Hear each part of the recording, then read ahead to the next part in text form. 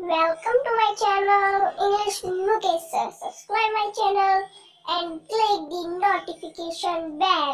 Good morning students. ठीक है, pronoun हमारी प्रोनाउन चल रही है और प्रोनाउन में के पार्ट फर्स्ट और पार्ट सेकंड में मैंने आपको पर्सनल प्रोनाउन को समझाया था। अभी थोड़ा सा और पर्सनल प्रोनाउन को समझेंगे और इसी में हम पर्सनल प्रोनाउन को कंप्लीट करके डिस्ट्रीब्यूटिव प्रोनाउन को स्टार्ट कर देंगे। ठीक है स्टूडेंट, ये थोड़ा सा समझना बहुत ज़रूरी है कि पर्सनल प्रोनाउन की अरेंजमेंट को लेकर पजेसिव केस में क्वेश्चन पूछे जाते हैं क्योंकि आप जानते हैं जो पजेसिव एडजेक्टिव होता है तो हर सब्जेक्ट के लिए अपना पजेसिव एडजेक्टिव होता है। जैसे आप ही के लिए हिम यूज़ करते हैं, आई के लिए माई यूज़ करते हो, सी के लिए हर यूज़ करते हो, दे के लिए दैम देयर यूज़ करते हो, ठीक है ना, यू के लिए आप योर यूज़ करते हो। तो अब ये पजेसिव केस को लेकर एग्जाम में क्वेश्चन आते हैं, बड़े ध्यान से समझना। देखिए, अगर मैं आपके सामने लिखा हुआ सेंटेंस है you and I must obey your, my, their या आर पेरेंट्स, तो इस सेंटेंस में की अगर अरेंजमेंट को देखा जाए यू एंड आई को, तो इसके अकॉर्डिंग पजेसिव प्रोनाउन क्या आना चाहिए? योर सही है अपनी जगह, माई सही है या देयर सही है या आर पेरेंट्स सही है? देखिए, अगर आपको प्रोनाउन के अरेंजमेंट में कहीं भी फर्स्ट पर्सन आई दिख जाए, क्या दिख जाए? आई, तो आई को लेकर हमेशा आप एक बात याद रखना, आई को लेकर हम हमेशा किस ओर चलते हैं? अवर की ओर। यानी कि अगर हमारे पास आई है तो हम पजेसिव एडजेक्टिव अवर का ही प्रयोग करते हैं। देखिए for example, you and I must obey our parents, sentence ही अपनी जगह सही है। बेशक यू है और आई है, कुछ स्टूडेंट सोच रहे हैं कि योर आना चाहिए, कुछ सोच रहे हैं कि माई आना चाहिए। योर भी गलत है, माई भी गलत है, क्योंकि इन दोनों की अरेंजमेंट में यदि आपको आई दिखाई देता है तब आप आवर का ही प्रयोग करेंगे। बात समझ में आई? नेक्स्ट एग्जाम्पल देखिए, मैंने आपके सामने लिखा you and he have done their, his, our, your work. यानी कि इन चारों में से देयर सही है, हिज सही है, आवर सही है या योर सही है? इन चारों में से क्या पजेसिव केस सही है? देखिए स्टूडेंट्स, अब यहाँ पर अगर हम इसे ध्यान से पढ़ें, यू एंड ही, यानी कि यहाँ तो आई नहीं है। अगर आई होता तो हमारा आर ठीक हो जाता, लेकिन यहाँ पर क्या है?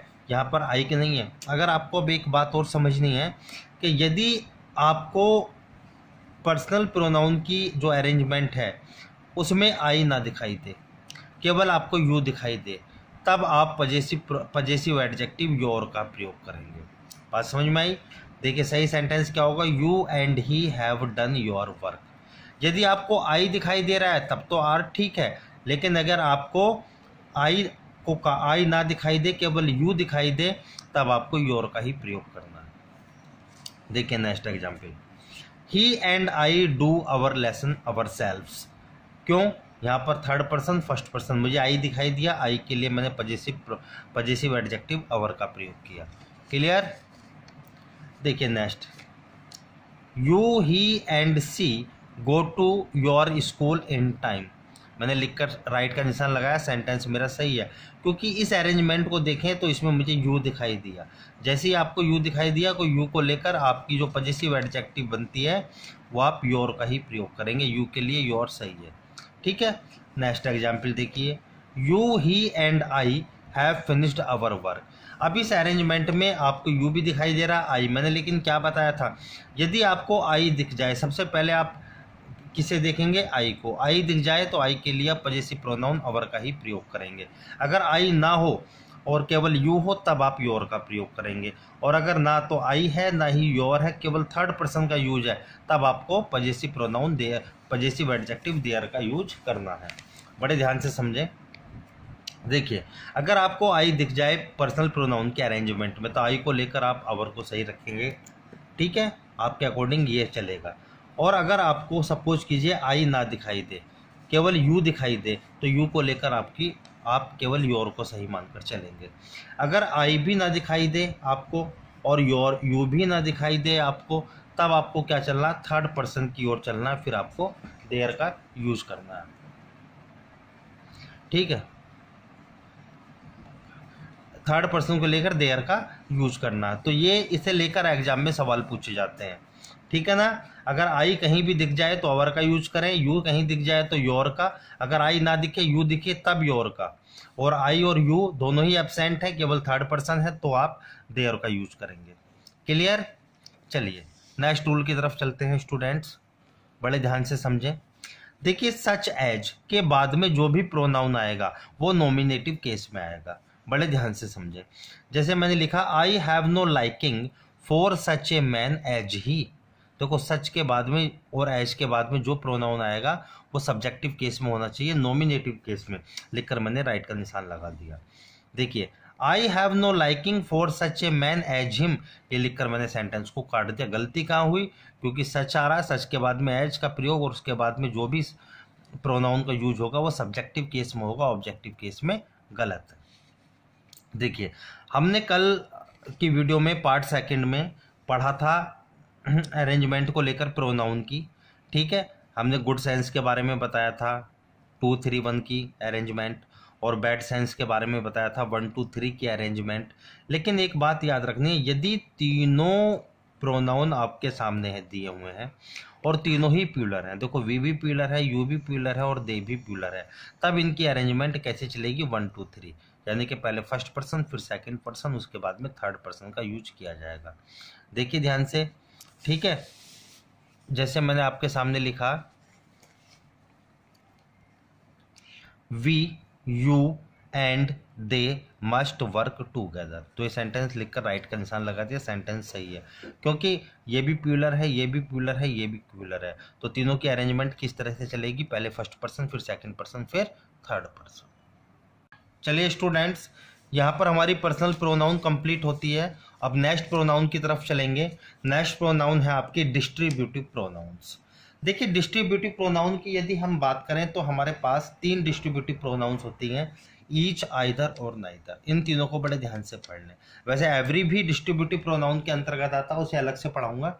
ईच, आइदर और नाइदर 3 डिस्ट्रीब्यूटिव प्रोनाउन होते हैं। देखिए ईच, आइदर और नाइदर को हमेशा सिंगुलर माना जाता है, और इनके साथ आने वाली जो वर्ब होती है, हेल्पिंग वर्ब हो चाहे मेन वर्ब हो, वो हमेशा सिंगुलर वर्ब का ही यूज किया जाता है। बड़े बात ध्यान से समझना, सिंगुलर वर्ब। देखो एक बात समझनी है इसके बारे में आपको, ईच, आइदर और नाइदर के तुरंत बाद यदि नाउन का प्रयोग है तो वो क्या होंगे, डिस्ट्रीब्यूटिव एडजेक्टिव कहलाएंगे। देखना, ईच, आइदर और नाइदर के तुरंत बाद यदि नाउन है तब वो डिस्ट्रीब्यूटिव एडजेक्टिव कहलाएंगे। लेकिन ईच, आइदर और नाइदर के बाद में तुरंत नाउन नहीं है, यानी कि बीच में ऑफ का यूज है, ठीक है, और उसके बाद में जो भी नाउन आएगा वो प्यूलर नाउन का ही यूज होगा, सिंगुलर नाउन का यूज नहीं होगा, तब उस कंडीशन में ये डिस्ट्रीब्यूटिव प्रोनाउंस कहलाते हैं। बात समझ में आई। देखिए फॉर एग्जाम्पल मैंने लिखा each boy one a prize, each boy one a prize. देखिए ईच के तुरंत बाद बॉय का प्रयोग है, ठीक है, ये अपने आप में क्या हुआ, एक नाउन हुआ। जब ये अपने आप में एक नाउन हुआ तो इस नाउन के तुरंत बाद क्या प्रयोग हुआ, तब ये क्या कहलाएगा, डिस्ट्रीब्यूटिव एडजेक्टिव। याद रखना। अब सेंटेंस नंबर 2 को देखो, each of the boys won a prize, ये क्या है आपका डिस्ट्रीब्यूटिव प्रोनाउन। देखिए ये कैसा नाउन है, प्यूलर नाउन।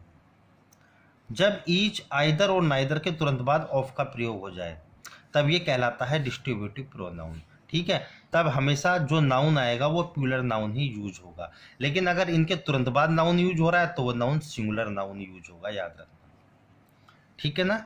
देखिए next example, neither statement is true.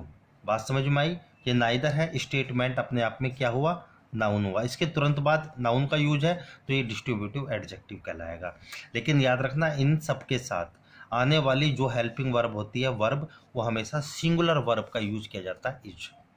देखिए neither of you can stay, अब नाइदर के बाद में ऑफ आ गया, उसके बाद में एक प्रोनाउन का यूज हुआ है तो ये डिस्ट्रीब्यूटिव प्रोनाउन कहलाएगा। बात क्लियर। बात को आगे बढ़ाते हैं। देखिए बड़े ध्यान से स्टूडेंट्स, ईच, आइदर और नाइदर के तुरंत बाद यदि नाउन का प्रयोग है तब वो नाउन भी सिंगुलर नाउन होगी और हेल्पिंग वर्ब भी सिंगुलर वर्ब होगी, ये जैसा कि मैंने ऊपर एग्जाम्पल से आपको बताया। लेकिन यदि ईच, आइदर और नाइदर के बाद में ऑफ का प्रयोग है, किस तरीके से होगा, each of, either of, neither of, तो इसके बाद आने वाला नाउन हमेशा प्लूरल नाउन होगा, लेकिन इसके साथ आने वाली वर्ब सिंगुलर वर्ब ही होगी, हमेशा याद रखना। चलिए ठीक है, बात चल रही थी हमारी डिस्ट्रीब्यूटिव प्रोनाउन की, ईच, आइदर और नाइदर की। ठीक है, किस तरीके से एग्जाम में क्वेश्चन पूछे जाते हैं, बड़े ध्यान से समझें। देखिए सबसे पहले हम बात करेंगे ईच की। जैसे कि ईच का मतलब होता है प्रत्येक, ठीक है। याद रखना कि two and more than two, each का प्रयोग आप दो के लिए भी करते हैं और दो से अधिक के लिए भी करते हैं। ईच एक ऐसा प्रोनाउन हुआ जो आप दो के लिए भी यूज कर सकते हैं, दो व्यक्ति या दो वस्तु के लिए, और दो से ज्यादा के लिए भी ईच का प्रयोग सही माना जाता है। देखिए for example, each of the two boys was honest. बात समझ में आई, जब ईच के बाद में ऑफ का प्रयोग है, जो भी नाउन आएगा वो प्लूरल नाउन होगा, मैंने पीछे बताया आपको। लेकिन वर्ब कैसी होगी, हमेशा सिंगुलर। लिखकर मैंने राइट का निशान लगा दिया, सेंटेंस सही है, यानी कि टू बॉय, जिसका मतलब है ईच का प्रयोग किसके लिए हुआ, दो के लिए हुआ। सेकंड एग्जांपल देखिए, each of these students was honest. ये भी सेंटेंस अपनी जगह सही है, ठीक है। ईच के बाद में जो भी नाउन आया, ऑफ के बाद में प्लूरल नाउन, और लेकिन वर्ब कैसी, सिंगुलर वर्ब, ठीक है ना। अब देखिए दीज स्टूडेंट कहने का मतलब है हो सकता है दो भी हों और दो से अधिक भी हों, ठीक है ना। तो ईच का प्रयोग दो के लिए भी ठीक है और दो से अधिक के लिए भी ठीक माना जाता है। आगे चलते हैं, देखिए नेक्स्ट आइदर। देखिए आइदर का अर्थ होता है दो में से कोई एक। अगर मैं कहता हूं आइदर बॉय यानी कि दो में से कोई एक, नाइदर गर्ल दो में से कोई एक, बात समझ में आई। तो आइदर का अर्थ होता है दो में से कोई एक, बात समझ में आई। देखिए either of these two pens is red, इसका मतलब है दो में से कोई एक पेन रेड है, लाल है। यानी कि आइदर के बाद में जब भी ऑफ का प्रयोग होगा और जो भी नाउन आएगा वो प्लूरल नाउन आएगा, लेकिन वर्ब कैसी होनी चाहिए आपकी, सिंगुलर वर्ब। लिखकर राइट का निशान लगा दिया, सेंटेंस आपका सही है। लेकिन देखिए either of these three pens is red, ये सेंटेंस अपने आप में गलत है। क्यों गलत है, कहाँ गलती हुई, क्योंकि यहाँ पर देखिए आप थ्री का यूज है, थ्री पेन्स आया, जबकि हमें पता है कि आइदर का प्रयोग केवल हम दो के लिए करते हैं, दो से ज्यादा के लिए नहीं करते। ईच का प्रयोग तो आप दो के लिए भी कर सकते हो और दो से ज्यादा के लिए भी कर सकते हो, लेकिन आइदर और नाइदर दो ऐसे डिस्ट्रीब्यूटिव प्रोनाउन होते हैं जिनका प्रयोग हमेशा केवल दो के लिए ही होगा, दो से ज्यादा के लिए आइदर और नाइदर का यूज नहीं किया जाता, ठीक है। और अगर कभी कभी संख्या नहीं भी दी जाती, जैसे टू है, जरूरी नहीं हर बार टू दिया जाए, अगर ना दिया जाए आइदर बॉयज कहा जाए या आइदर ऑफ द बॉयज कहा जाए, वो भी सही माना जाता है, क्योंकि हम दो मानकर चलते हैं। अगर ना है नहीं है तो भी दो मानकर चलेंगे, ठीक है ना। टू पेन्स इज रेड, ये सेंटेंस सही है, लेकिन थ्री के लिए ये सेंटेंस गलत है। अगर संख्या गलत दी हुई है दो से ज्यादा, तब आइदर का यूज नहीं होगा। अब आगे चलिए, देखिए अगर ऐसा भी तो हो सकता है, आइदर का अर्थ होता है दो में से कोई एक, तो अगर आइदर की जगह आप क्या यूज कर सकते हैं, सुना, एनी और एनी वन। बड़े ध्यान से समझना, एनी और एनी वन का अर्थ क्या होता है पहले से समझ लें। दो से अधिक व्यक्तियों या वस्तुओं में से कोई एक। जब हमें दो की बात करनी हो, दो में से कोई एक, तो हम आइदर का प्रयोग करेंगे। लेकिन अगर हमें दो में से ज्यादा बताने हो, तीन में से चार, पाँच, छः, सात, 10, कितनी भी संख्या हो सकती है, उनमें से किसी एक को बताना हो, चाहे वो वस्तु हो चाहे व्यक्ति हो, तब हम हमेशा या तो एनी का प्रयोग करेंगे या फिर एनी वन का प्रयोग करेंगे। दो से ज्यादा के केस में कभी भी आइदर का प्रयोग नहीं होता। आइदर का प्रयोग केवल दो के लिए होगा। अगर दो में से अधिक में से किसी एक को इंगित करना है, तब आप एनी या एनी वन का प्रयोग करेंगे। देखिए for example, he has bot either of the 4 books. Sentence लिखकर मैंने काट दिया, सेंटेंस में गलती कहाँ हुई, देखिए 4 बुक्स की बात कर रहा है ये, और इसने क्या यूज किया, आइदर। आइदर का प्रयोग तो दो के लिए होता है, यानी कि दो में से कोई एक, आइदर तो यहाँ गलत है। तो सही सेंटेंस क्या होगा, ही हैज बोट, या तो आप एनी का प्रयोग करें चाहे एनी वन का प्रयोग करें, ऑफ द 4 बुक्स, यानी कि 4 में से कोई एक पुस्तक, जो ठीक है ना। तो यानी कि जब दो से अधिक की बात हो, तब आप एनी या एनी वन का प्रयोग करें। देखिए second example, either of these 3 girls can do this sum. लिखकर मैंने काट दिया, सेंटेंस हमारा गलत है। गलती कहाँ हुई, क्योंकि आइदर का प्रयोग 2 के लिए होता है, यहाँ पर बात हो रही है 3 गर्ल्स की, तो 3 के लिए हम किसका प्रयोग करेंगे, एनी वन का। Any one of these 3 girls can do this sum. Sentence ये अपने आप में सही है। बात समझ में आई।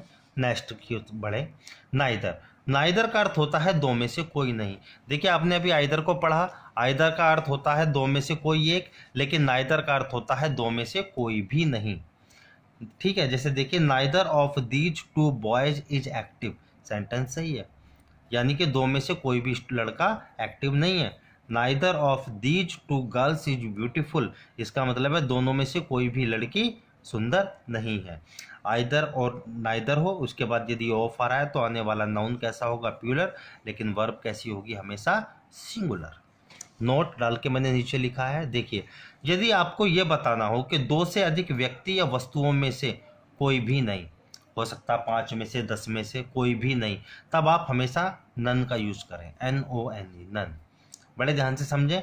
None of the 6 students is laborious. Sentence सही है, बिल्कुल सही है, क्योंकि 6 स्टूडेंट की बात हो रही है, 2 से ज़्यादा की बात हो रही है, तो नन का प्रयोग सही है। लेकिन अगर इस सेंटेंस को ऐसा लिखा एग्जाम में आपको इस तरीके से देगा वो, neither of the 6 students is laborious, sentence अपने आप में गलत है। क्यों? क्योंकि नाइदर का प्रयोग तो केवल 2 के लिए होता है और बात हो रही है किसकी, 6 स्टूडेंट की, इसलिए 6 के लिए नन सही है, नाइदर गलत है। चलिए देखिए, एक बात हमेशा याद रखना, अभी आपने ईच, आइदर और नाइदर को पढ़ा, मैंने अभी इससे पहले आपको बताया कि ईच का प्रयोग आप 2 के लिए भी कर सकते हैं, 2 से ज़्यादा के लिए भी कर सकते हैं, और आइदर का अर्थ होता है 2 में से कोई एक। आइदर का प्रयोग हमेशा 2 के लिए होगा, नाइदर का अर्थ होता है 2 में से कोई नहीं, नाइदर का प्रयोग भी 2 के लिए होगा। ठीक है, अब आगे चलिए। देखिए ईच ऑफ, आइदर ऑफ और नाइदर ऑफ के तुरंत बाद हमेशा प्लूरल नाउन का यूज होगा, जैसे मैंने पीछे एग्जाम्पल्स में आपको बताया, और हमेशा अगर या तो नाउन होगा तो भी प्लूरल होगा, यदि प्रोनाउन का प्रयोग है वो भी प्लूरल प्रोनाउन का ही यूज होगा। देखिए कुछ examples. Each of the boys has a notebook. Sentence सही है अपनी जगह। बात समझ में आई? क्योंकि देखो ईच के बाद में ऑफ द का प्रयोग है, तो नाउन कैसा हुआ, प्लूरल। सेकंड एग्जाम्पल को देखो, each of the boy has a notebook. Sentence गलत है। गलती कहाँ हुई? क्योंकि ये जो नाउन है वो प्लूरल होना चाहिए और यहाँ पर सिंगुलर नाउन का यूज किया गया, इसलिए गलत हो गया सेंटेंस। ठीक है ना। देखिए neither of us can do it. Sentence सही है, either of us can do it. Either के बाद में जो प्रोनाउन आ रहा है अस, यानी कि प्लूरल प्रोनाउन का प्रयोग है, तो सेंटेंस सही है। Either of me can do it, sentence गलत है, क्योंकि मी आई का ऑब्जेक्ट होता है और आई हमेशा सिंगुलर काउंट किया जाता है, सिंगुलर होता है, इसलिए मी कहना गलत है। ठीक है। देखिए neither of the girls is guilty. Sentence सही है, क्योंकि कैसा नाउन आ रहा है, plural noun, neither of the के बाद में। लेकिन अगर सेंटेंस ऐसे दे दिया जाए, neither of the girl is guilty, तो सेंटेंस गलत है। गलत क्या हुआ? नाइदर या आइदर के बाद जब ऑफ का प्रयोग होगा तो आने वाला नाउन हमेशा प्लूरल होगा, यहाँ पर सिंगुलर नाउन का यूज किया गया, इसलिए सेंटेंस गलत हो गया। नोट करके एक बात नीचे दी गई, थोड़ा सा और समझ लें आप। आपको जैसे कि ऊपर मैंने बता दिया, ईच, आइदर और नाइदर, ये तीनों ऐसे डिस्ट्रीब्यूटिव प्रोनाउन होते हैं, इनके साथ आने वाली जो भी वर्ब होगी वो सिंगुलर वर्ब ही यूज होगी। ठीक है। अगर इनके बाद तुरंत बाद नाउन आ रहा है तो नाउन भी सिंगुलर होगा, लेकिन ऑफ लग के नाउन या प्रोनाउन का प्रयोग है तब वो हमेशा नाउन भी प्लूरल होगा और प्रोनाउन भी प्लूरल ही यूज किया जाएगा। देखिए नोट करके, यदि ईच का यूज सब्जेक्ट के लिए हुआ है, याद रखना ईच का प्रयोग सब्जेक्ट के लिए हुआ है तो ईच का प्रयोग सब्जेक्ट के बाद होगा। पहले सब्जेक्ट को लिखेंगे, उसके तुरंत बाद ईच का प्रयोग होगा, और जो हेल्पिंग वर्ब आएगी अब वो ईच के अकॉर्डिंग ना आके सब्जेक्ट के अकॉर्डिंग आएगी। बात समझ में आई? देखिए for example, we each have advised him to give us smoking. दोबारा समझ लें, we each have advised him to give us smoking. Sentence ही अपनी जगह बिल्कुल सही है। देखिए बच्चे, अब हैव का प्रयोग हुआ है, प्लूरल वर्ब, ये अपने आप में कैसी वर्ब है, प्लूरल वर्ब। ये हैव ईच के लिए यूज नहीं हुआ, किसके लिए यूज हुआ? वी के लिए यूज हुआ है। अगर सेंटेंस ऐसे दे दे, we have each advised him to give us smoking, मैंने लिखकर काट दिया। क्या गलती हुई कि ईच का प्रयोग हेल्पिंग वर्ब के बाद हो रहा है। मैंने ऊपर ही बता दिया कि जब भी ईच का प्रयोग सब्जेक्ट के लिए होगा तो सब्जेक्ट के तुरंत बाद होगा। देखो वी ईच हैव सही है, वी ईच हैव, लेकिन वी हैव ईच कहना अपने आप में गलत है। Thank you students.